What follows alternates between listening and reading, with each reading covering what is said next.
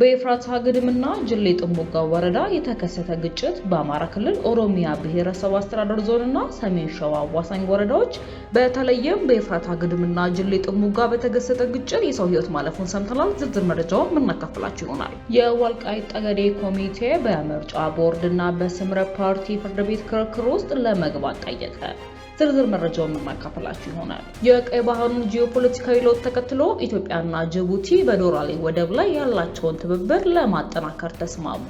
የቮይስ ኦፍ ኢትዮጵያን ቤተሰቦች እንደምን ቆይታችኋል? አዳዲስና ወቅታዊ መረጃዎች ወደ እናንተ እንዲደርሰው ለቻናላችን አዲስ የሆናችሁ ሰብስክራይብ ማድረጋችሁን እያስታወስናችሁ ወደ ዝርዝር ዘገባው እናልፋለን።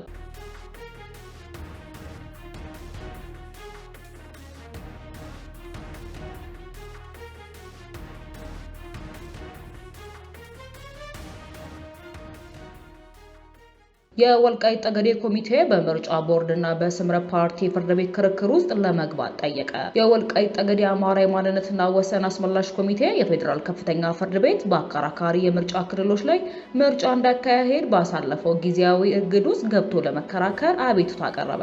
ኮሚቴው በፌዴራል ከፍተኛ ፍርድ ቤት በአመልካች በዲሞክራሲያዊ ስምረት ፓርቲና በኢትዮጵያ ምርጫ ቦርድ መካከል በፍርድ ቤት እየታየ ያለውን ጉዳይ መብትና ጥቅሙን እንደሚነካ በመግለጽ ጣልቃ ገብቶ ለመከራከር በጠበቃ በኩል ጥያቄ ማቅረቡን አስታውቋል። በዚህም መሰረት ፍርድ ቤቱ ጉዳዮቹን ተመልክቶ ውሳኔ ለመስጠት ለየካቲት 25 2018 ዓ.ም ቀጠሮ መስጠቱን ለጉዳዩ ቅርበት ያላቸው ምንጮች አረጋግጠዋል። ምርጫ ቦርድ በሁለቱ ክልሎች መካከል አወዛጋቢ በሆኑ 5 የምርጫ ክልሎች ከትግራይና ከአማራ ክልል ውጭ ሆነው በቀጥታ የተወካዮች ምክር ቤት እጩዎች ምርጫ እንዲካሄድባቸው ውሳኔ ያስተላለፈው ያለፈው ሰኞ ነበር። ይህንን ተከትሎ በአቶ ጌታቸው ረዳ የሚመራው ዲሞክራሲያዊ ስምረት ትግራይ ፓርቲ ባቀረበው አቤቱታ የፌዴራል ከፍተኛ ፍርድ ቤት ሐሙስ የካቲት 19 ቀን በውሳኔው ላይ እግድ ጥሏል። ይህንን ተከትሎ የወልቃይት ጠገዴ አማራ ማንነትና ወሰን አስመላሽ ኮሚቴ በውሳኔው ለሕዝብ ተወካዮች ምክር ቤት የመምረጥና የመመረጥ መብት ከተሰጣቸው የምርጫ ክልሎች ውስጥ የሁመራና የአዲረመጽ ምርጫ ክልሎች ከትግራይ ክልል ወጥቶ በወልቃይት ጠገዴ ሰቲት ዞን ራሱን የሚያስተዳድር ነው ብሏል። ኮሚቴው ስምረት ባቀረበው አቤቱታ መሰረት አመልካቾች ፍርድ ቤቱ በሰጠው እግድ በክርክሩ ሂደት ውስጥ ተካፋይ ባልሆንበት ሁኔታ የሚሰጠው ውሳኔ በኢፌዴሪ ሕገ መንግስት አንቀጽ 38 ላይ የተመለከተውን የመምረጥና መመረጥ መብትና ጥቅማችንን የሚነካ ነው ብሏል።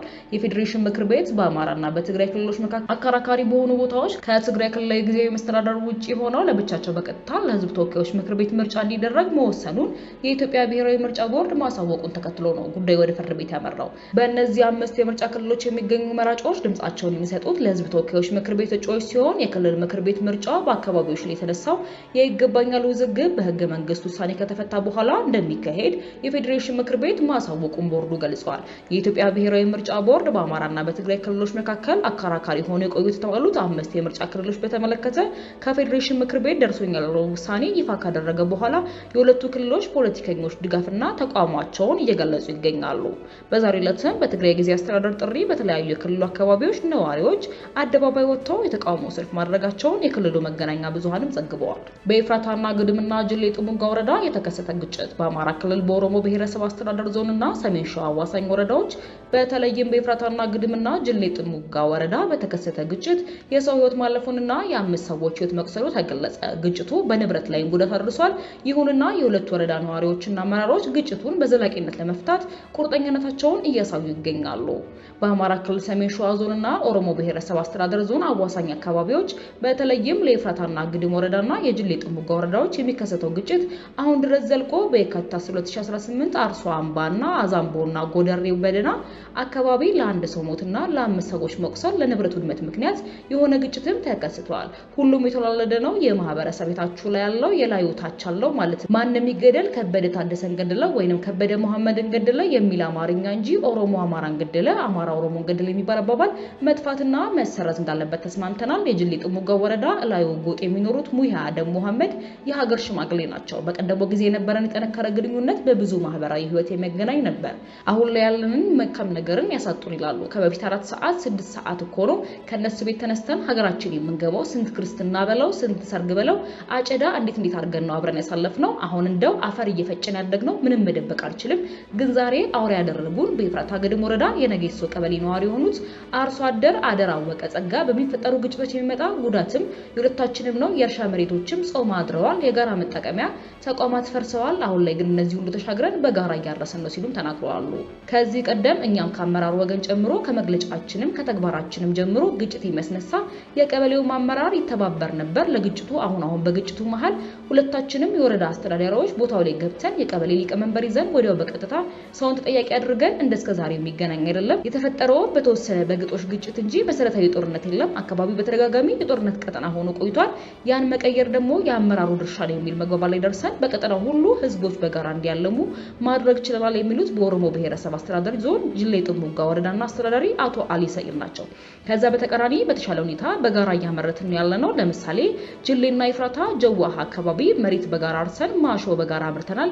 በጣም የተሻለ ግንኙነትና መናበብ አለ። በአማራ ክልል የሰሜን ሸዋ ዞንና የኦሮሞ ብሔረሰብ አስተዳደር ዞን አዋሳኝ አካባቢዎች የሚነሱ ግጭቶች በይፍራታ ግድም ቀወት፣ አንጾኪያ፣ ገምዛ፣ ጅሌ ጥሙጋና አጣዬና ጀዋሃ ከተሞችን ጨምሮ ከነዚህ ቀደም በርካታ ሰዎች ሲሞቱ የንብረት መውደምም ደርሶበት ነበር። የቮይስ ኦፍ ኢትዮጵያ ቤተሰቦች በድጋሚ ሰብስክራይብ ማድረጋችሁን እያስታወስናችሁ ወደ መጨረሻው ያዝንላችሁ ዘገባ እናልፋለን። የቀይ ባህር ጂኦፖለቲካዊ ለውጥ ተከትሎ ኢትዮጵያና ጅቡቲ በዶራሌ ወደብ ላይ ያላቸውን ትብብር ለማጠናከር ተስማሙ። ስምምነቱ የተደረገው በጅቡቲ የኢትዮጵያ አምባሳደር ለገሰ ቱሉና የዶራሌ ወደብ ዋና ስራ አስፈጻሚ አብዱላሂ አዳዌ ትናንትና የካቲት 19 2018 ዓ.ም ባደረጉት ውይይት መሆኑ ተገልጿል። እንደ አምባሳደር ለገሰ ቱሉ ገለጻ በውይይቱ ወቅት በኢትዮጵያና በጅቡቲ መካከል ያለው ስትራቴጂካዊ ግንኙነት ያለውን ቀጠናዊ ፋይዳ የጠቀሱ ሲሆን የጅቡቲው መንግስት ግንኙነቱን ወደ ላቀ ደረጃ ለማሳደግ ላሳየው ቁርጠኝነት ምስጋናም አቅርበዋል። አምባሳደሩ አክለውም የወደቡ አስተዳደር አሰራሮችን በማቀላጠፍ ለኢትዮጵያ እቃዎች ለሚሰጡ አገልግሎት ቁልፍ ያፈጻጸሙ አመልካቾችን ተግባራዊ ለማድረግ ምቹ ሁኔታ መፍጠሩንም ገልጸዋል። ሁለቱ ወገኖች የወደቡን አፈጻጸም ይበልጥ ለማሻሻልና ለቀጠናዊ ትስስር ከፍተኛ አስተዋጽኦ እንዲያበረክት በትብብር ለመስራትም መስማማታቸውን አክለዋል። እንደ ፖርት ሱዳንና የኬንያው ላሙ ወደብ ያሉ አማራጮች አልፎ አልፎ ብቻ ጥቅም ላይ ይውላሉም ተብሏል። በ2017 ብቻ በጅቡቲ በኩል የተስተናገደው የውጭ ንግድ ጭነት 9.5 ሚሊዮን ቶን የደረሰ ሲሆን የወደብ አገልግሎት ከጅቡቲ አጠቃላይ ብሔራዊ ገቢ 80% እንደሚሸፍንም ይገመታል። ጠቅላይ ሚኒስትር አብይ አህመድ ከዚህ ቀደም ለነዚህ አገልግሎቶች የሚወጣው ገንዘብ በየ3 ዓመቱ አንድ ታላቅ ህዳሴ ግድብን ሊገነባ ይችላል ሲሉ መናገራቸው ይታወሳል። በርካታ ሪፖርቶች እንደሚያመለክቱት ባለፈው ታህሳስ ወር 2018 ዓ.ም ግብጽ በኤርትራ የሚገኘውን የአሰብ ወደብና በጅቡቲ የሚገኘውን የዶራሌ ወደብን ለማዘመን ስምምነት ላይ ደርሳለች። ኤርትራና ጅቡቲን የምታወስነዋ ነገር ግን የባህር በር የሌላት ኢትዮጵያ ጎረቤት ሀገራት በዋነኛ የባህር መውጫዋ በቀይ ባህር ላይ ግዛታዊና ወታደራዊ የበላይነትን ለመመስረት የሚያደርጉትን ጥረትን መቃወም ጀምራለች። በግብጽና በጅቡቲ መካከል የተደረገው ስምምነት ኢትዮጵያ ከዶራሌ ጋር የሚያገናኙ የመንገድ መሰረተ ልማቶችን ማሻሻልንም የሚያካትቱ ሲሆን ይህም በአዲስ አበባ በወደቡ ያላትን ጥገኝነት ይበልጥ ያሳድገዋል። በቅርቡ የግብጽ ፕሬዝዳንት ጠቅላይ ሚኒስትርና የኢንዱስትሪ ትራንስፖርት ሚኒስትር ካሚል አልዋዚር በጅቡቲ ባደረጉት ይፋዊ ጉብኝት በባህር ትራንስፖርት፣ በሎጂስቲክስ ቀጠናዎች፣ በታዳሽ ኃይልና በወደብ ልማት ላይ ትልቅ የትብብር ስምምነቶች እንዲፈረሙ አድርገዋል። በጉብኝቱ ወቅት የጅቡቲ ወደቦችና ነፃ የንግድ ቀጠና ባለስልጣን ከፍተኛ ኃላፊዎች እንዲሁም የግብጽ ግንባር ቀደም የመሰረተ ልማት ድርጅቶች ስራ አስፈጻሚዎች ተገኝተውም ነበር። ከተፈረሙ ስምምነቶች መካከል አዲስ ዘርፈ ብዙ ተርሚናል፣ ከጅቡቲ ነፃ የንግድ ቀጠና ውስጥ የሚቋቋሙ ቀጠናዊ የሎጂስቲክስ ማዕከል፣ በዶራሌ የሚገነባው የፀሐይ ፕሮጀክት ይገኙበታል። ለኢትዮጵያ ዶራሌ ወደብ በቅርበቱና በኢትዮጵያ ጅቡቲ የምድር ባቡር መስመር ምክንያት አሁንም ብቸኛው አማራጭ ቢሆንም ጥገኝነቱ መጨመሩ ግን የሀገሪቱን የኤክስፖርት ምርት ተወዳዳሪነት የሚጎዳና ከፍተኛ ሎጂስቲክስ ወጪ እንዲኖር እየዳረገ ይገኛል። ለአብነትም ወደ መካከለኛው ምስራቅ የሚላኩ የኢትዮጵያ ግብርና ምርቶች ከሱዳንና ከሌሎች የባህር ዳርቻ አፍሪካ ሀገራት ምርቶች በዋጋ ይበልጣሉ። የቮይስ ኦፍ ኢትዮጵያ ቤተሰቦች ለዛሬ ያዝንላችሁ መረጃዎች እንደዚህ መስሉ ነበረ። በሌሎች መረጃዎች እስክንገናኝ በደህና ቆዩ።